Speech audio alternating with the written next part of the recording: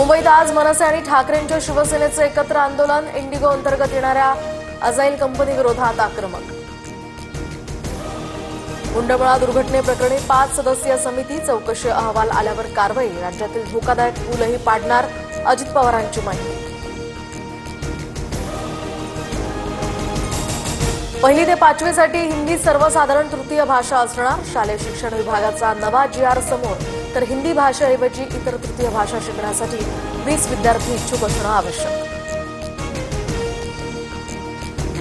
धोकादायक पर्यटन स्थळांवर प्रवेश बंदी. पर्यटन स्थळांचं रस्त्यावर दिशादर्शक फलक लावावे. तर कुंडमाळा दुर्घटनेच्या पार्श्वभूमीवर जिल्हाधिकारी जितेंद्र डुडी यांचे आदेश.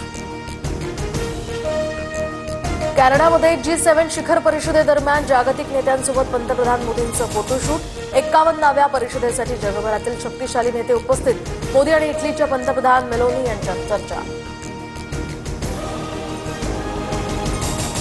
धारावीसाठी मुद्रांक शुल्क माफ. तर जमिनीच्या भाडेपट्टा करारासाठी सवलत. राज्य मंत्रिमंडळाचा महत्त्वाचा निर्णय. खूपच वाईट सेवा. एअर इंडियाच्या विमानाला विलंब झाल्यानं सुप्रिया सुळे संतापल्या. सुप्रिया सुळे प्रवास करणाऱ्या विमानाला 3 तास उशीर.